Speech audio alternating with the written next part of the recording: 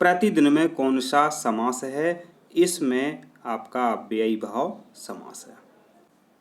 तो आपको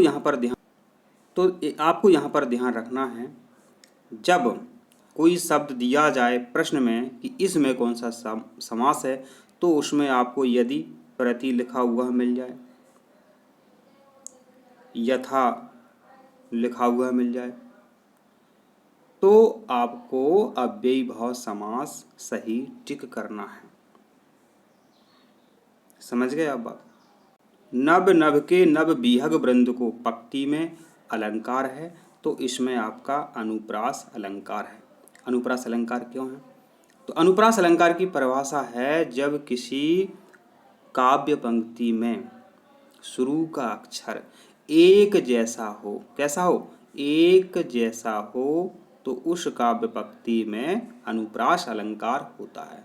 अनुप्रास माने एक जैसा अक्षर पास पास आए, तो वहाँ पर अनुप्रास अलंकार होता है। नभ नभ के नभ बीहग वृंद को ना ना ना, ये जो नास अक्षर है ये बार बार आ रहा है।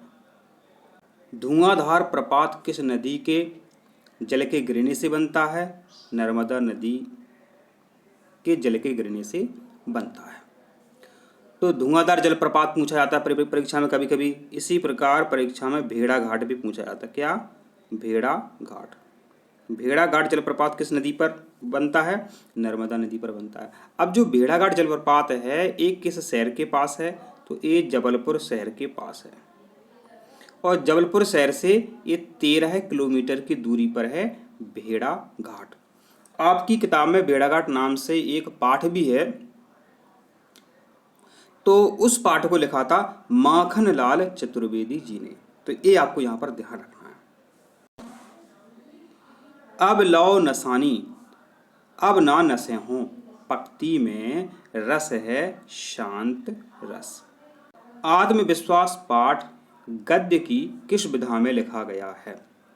यह निबंध विधा में लिखा गया है। आपकी किताब में आत्मविश्वास पाठ है, और आत्मविश्वास में ये भी पूछा जाता है कि इसमें समास कौन सा है?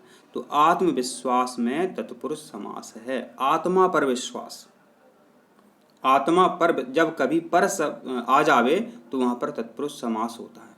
सही वर्तनी छांटिए, तो वेरी वेरी मोस्ट इम्पोर्टेंट है, हर साल आता है, हर साल आता है। तो आपका सही उत्तर है उज्ज्वल। यहाँ देखिए, उ आधा जा, फिर आधा जा, फिर हुआ, यहाँ आपको ध्यान रखना है। उज्ज्वल, उज्ज्वल आता रहता परीक्षा में। इसी प्रकार परीक्षा में आता रहता आशीर्वाद। देखिए आशीर्वाद, जो रा है वो आ के ऊपर लगता है, तो आशीर्वाद इस तरीके से लिखा जाता है। और जो आपका उज्ज्वल है, जो हमने डी में आपको समझाया है, इस तरीके से उज्ज्वल लिखा जाता है। परिमाणवाचक, परिमाण माने कितने परिमाण की आवश्यकता है, तो इसका मतलब है पर्याप्त से। तो जो पर्याप्त शब्द है इसमें परिमाण दिखता है। चलो, हमारे पास तो पर्याप्त रुपए हो गए, हमारे पास तो पर्याप्त वस्तुएं हो गई हैं, हमारे पास तो पर्याप्त किताबें हैं, हमें नहीं खरीदना है। तो परिमाण, परिमाण माना मात्रा। इसके अलावा परिमाण देखिए, परिमाण में शुरू का जो शब्द है पा है। क्या है? शुरू का शब्द इसमें पा है। इस और ऑप्शन में देखिए आप, तो जो पा शब्द है आपको सिर्फ पर्याप्त में देखने को ही मिल रहा है। तो 9 दिन चले 2.5 कोस कहावत का आशय है, माने 9 दिन चले 2.5 कोस, माने आप 2.5 कोस ही चल पाए। इतने दिनों से आप चल रहे हो और बहुत ही कम दूरी आपने तय की है। इसका मतलब है धीमी गति से काम करना। माने आपको कोई काम दे दिया, वो काम जो है 2-3 घंटे में निपट जाना था, अब 1 दिन में भी आपने काम पूरा नहीं किया। इस प्रकार होमवर्क रहता है, 1 घंटे में काम हो जाता है, लेकिन कई बच्चे होमवर्क नहीं कर पाते हैं, तो अगले दिन वो है घर पर बहाना बनाते हैं अपनी बीमारी का कि हम स्कूल नहीं जा रहे हैं। अमृत शब्द का विलोम शब्द क्या होता है? तो विलोम शब्द पूछे जाते हैं, सरल ही पूछे जाते हैं, घबराने की आवश्यकता नहीं है। तो अमृत का उल्टा होता है विष। विष का उल्टा होता है अमृत। अमृत के पर्यायवाची शब्द आपको याद कर लेने चाहिए। अमृत के पर्यायवाची शब्द होते हैं सुधा, पीयूष, अमीय, सोम।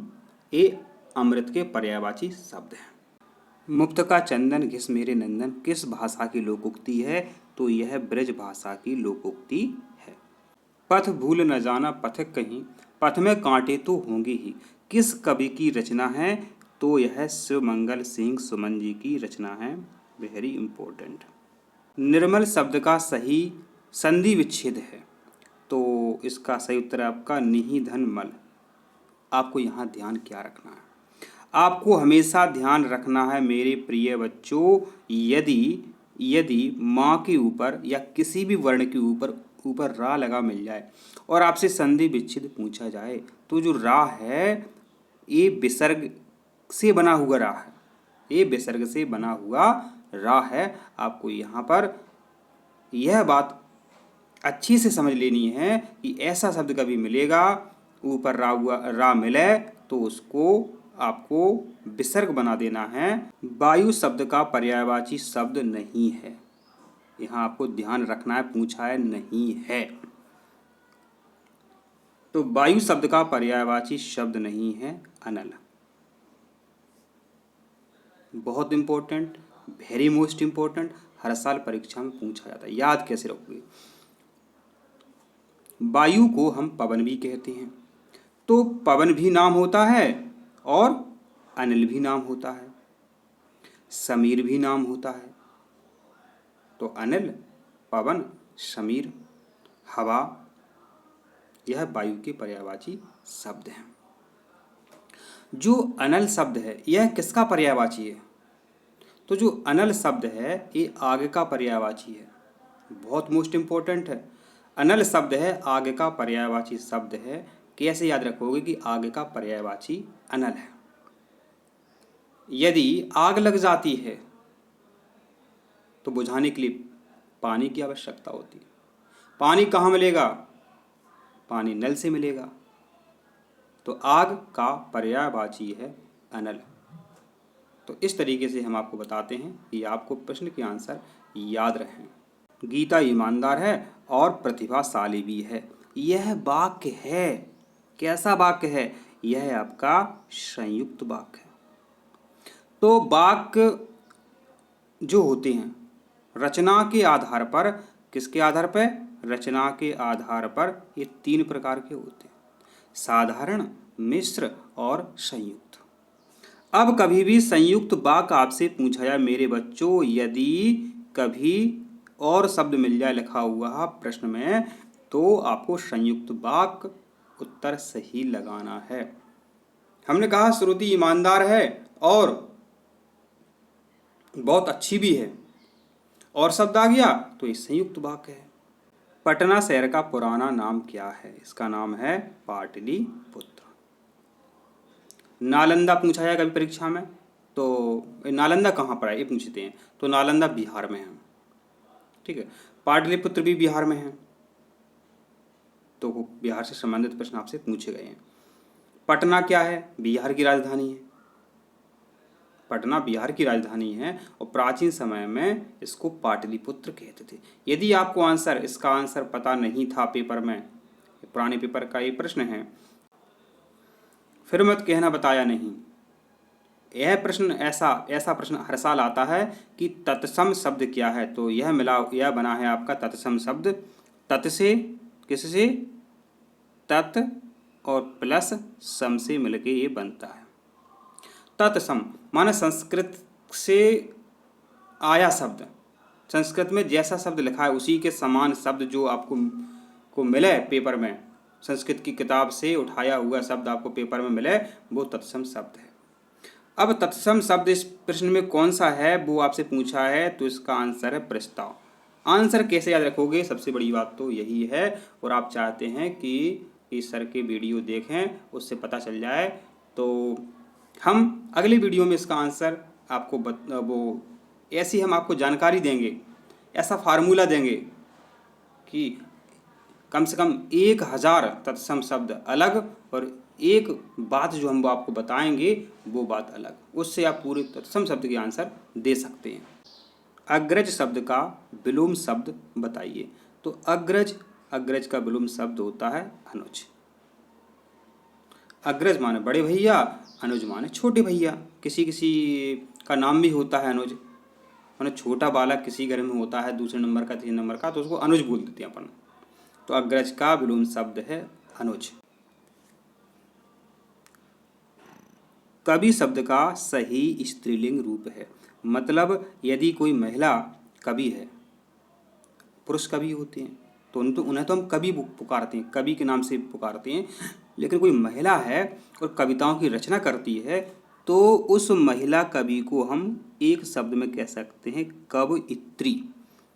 हमें पता है, हमने बता भी दी है। जब भी इसका आंसर आप पेपर में गलत कर दोगे तो इसको कॉपी में लिख करके याद करो। कैसे? का बनाओ और वा बनाओ, कवयित्री। यहाँ पे छोटी की मात्रा और इस तरीके से कवयित्री।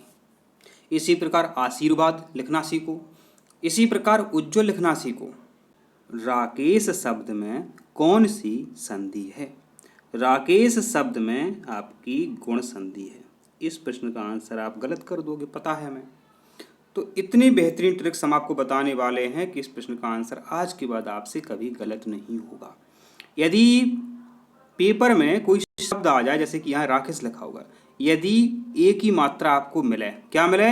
एक ही मात्रा मिले शब्द के ऊपर, ऐसे राकेश, का पे एक ही मात्रा है, तो आंख बंद करके आपको गुण स्वर संधि आंसर सही करना है। यदि ओ की मात्रा मिले, ऐसी परोपकार है, तो रा पे ओ की मात्रा आ रही है, परोपकार, तो यहां पर भी गुण स्वर संधि है।